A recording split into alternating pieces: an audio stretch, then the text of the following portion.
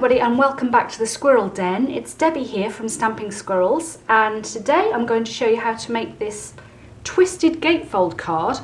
This particular version I've used the Bird Ballad suite, but it's got this great fold which opens like this, and I'm loving this fold. It's really good, really easy to do, looks quite complicated but it isn't. The only thing I'd say about it is that it doesn't fit into a standard size envelope, so you either have to create your own envelope or you have to use one of the clear cellophane envelopes to put it in. But otherwise, fantastic card, really effective. So let's get on.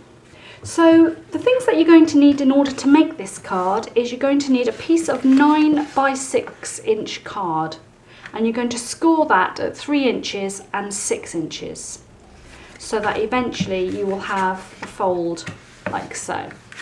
They're all the same size, they're all 3 inches across, okay?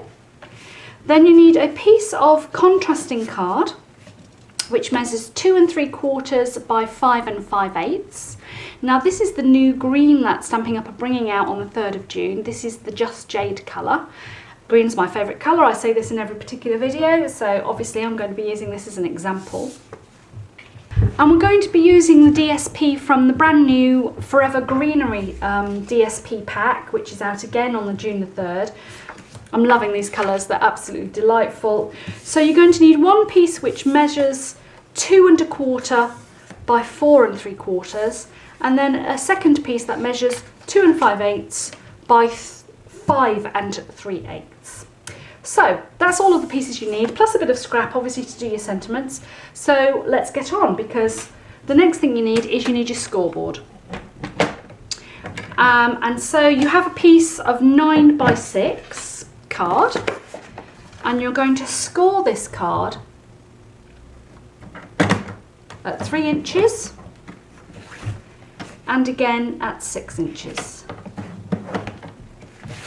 Get your bone folder and burnish the score lines, both front and back. And before I actually do the rest of the scoring, I'm just going to cut the other pieces of card. Now this is really super easy to do, and a lot of people find this quite difficult, but if you take your piece of contrasting card, which you're going to use for matte and layering, you simply have to turn it so that the top right hand corner is in your cut line, and then line up your bottom left corner with the cut line. Now you can actually do this with a ruler, and I'm going to just show you that just in case you don't have the confidence to do that with your thing, but you could take a ruler like this and like that, take a pencil, and if you found it easier, you could actually just draw your line and then cut it, or cut it with some scissors. But I find it really super easy to do on my Stampin' Up trimmer, so I'm just going to line that up and cut them. So you're looking for 2 pieces like this, and they're going to be your matte. And then you take your smaller piece of DSP and you do exactly the same thing. And again, you've got the 2 pieces of DSP that's going to go on top of the card that you've just cut. Okay, I'm not going to do the second piece just yet because I want to show you how to make the fold first. Now, in order to make the twisted gatefold that we've just done, these bits here, the fold, what you need to do is score again from here to here. So if I used a ruler to show you, just to make this easy for you, top right hand corner down to the first score line, bottom left. So if I take a ruler and a pencil and just do that for you so you can see, that's the kind of where you're going to score, and then move it across to your other score line, top right hand corner down to the bottom left. I'm sorry if you can hear banging in the background, it's my next door neighbour doing her daily exercises. Good for her. So we're going to now take the scoreboard back and we're going to score those lines.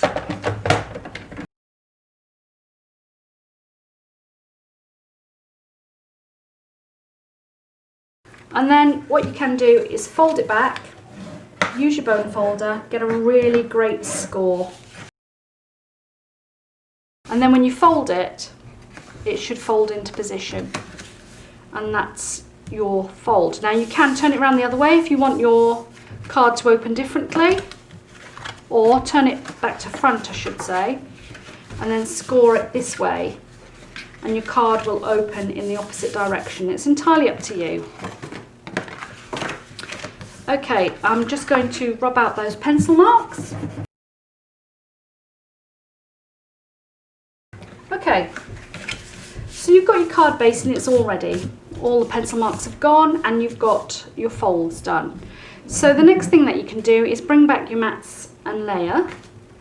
I'm going to take this piece of DSP that we didn't cut, and I've left it because I want to just show you something. What you have to decide at this point, your piece of DSP, this one here, is going to go into this panel here behind the fold. So if I bring back my finished card to show you, it's this piece here.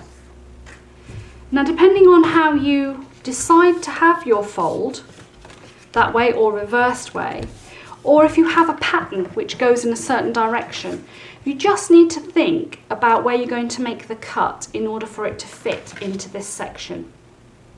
And the reason I say that is because if I turned it over this way and I cut top right to bottom left, it wouldn't really matter whether I placed it that way or that way or that way, because it wouldn't be a pattern which went in a certain direction.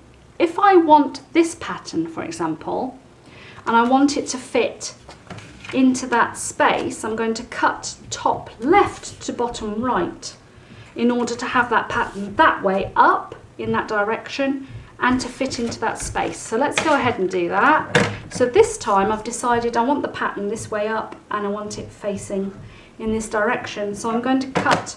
It's very easy to decide which way you want that to be. I want the fat bit here to go here. So I'll bring that under the camera and show you. So I cut top left to bottom right in order for that pattern to fit. Okay, so the first thing to do is to fit this pattern onto this piece of paper. Now my other tip about doing this is you don't need to centre this, because if you do, you will get quite a wide gap, and because the fold goes over like this, you only really need to concentrate on the outside piece. So my tip would be that you only need to, if you want a really small gap like this, it wouldn't matter that you've got a large gap here because this fold comes over and covers it up. So that's what I'm going to do for mine.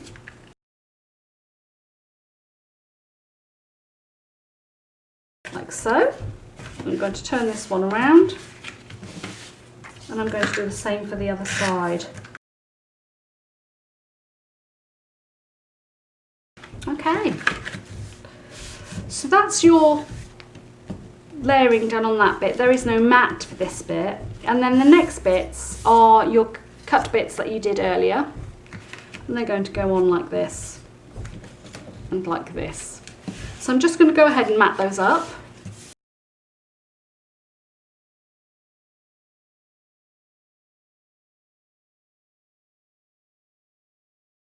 And so once you've got your mats and layers done, you're then simply going to stick these on, I'm calling them lapels.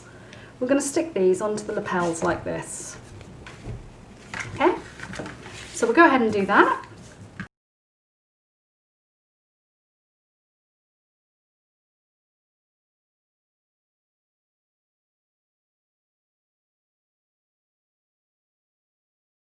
Okay, so now what you find is that you've got your card all done. And realistically, if you've got a plain background in the centre here, then you've no need to put a mat and a layer in here. You can just stamp straight onto the inside of the card with your greeting, or leave it blank and just write it. Or I've got another one which I've just prepared at this different colourway here. This is the new in colour, the magenta new in colour that I've got, but using the same DSP. I just thought this was a really nice contrast to show you. And what I've done is I've just created a mat and a layer that goes on the inside, just to give that extra depth. So you could create a new mat and a layer to go on the inside if you wanted to, but it's really not necessary. and then just stick that on the inside. And then you could just stamp directly onto that. So there's your card like that. So for this one, we don't need to have a centre because it's blank in the middle and it's plenty clear enough, you can just stamp straight onto it. So what we're going to do is just use the scrap that we've got, and I'm just going to stamp a sentiment and then cut them out with these stitched oval dies and stick it onto the front. So here we are, we've just cut those out with the stitched oval dies. There's one, there's the second one, and I'm just going to layer those up with some dimensionals on top of each other.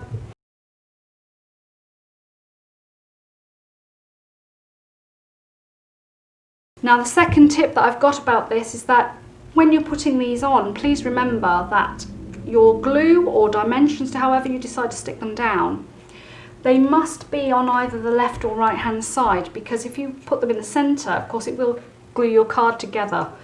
So I'm just going to apply mine here to the right hand side. Centre that like that. And there, that's the finished card. Now, what you can do with your stuff at home, your stash, is that you can, if you can see on this one, what I've done with the Bird Ballad Suite is that I've stamped off some of the flowers and then used the blender pens to colour them in and added those. You can of course add some diamantes, some embellishments of your own, some of the new in colour dots. Why don't we do that for this one? Here we go, here's the two dots for the new in colours, 2020-2022 in colour enamel dots. I know a lot of people with the Stampin' Up pick use the pointed end to pull off mine, but I actually find it much easier to use this kind of little spatula end to pull off the dots. So obviously I'm going to go with the green.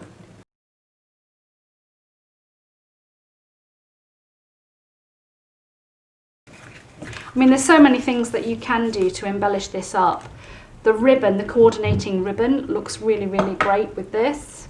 These are the new Stampin' Up in colour ribbons. So you can of course just add whatever colour. You could use it as a belly band and wrap it around. You could just put an extra bow on it if you wanted to. Your choice entirely, how you decorate the front and the sentiment that you put on it. But the premise of the fold and the side gatefold, that's the card done. I really hope that you've enjoyed it. Please come back again and see Stampin' Squirrels' other videos. We're always posting videos regularly and we love your company. So don't forget to give us a like and a subscribe, and we'll see you again soon in the Squirrel Den. Thanks for watching everyone. Bye bye.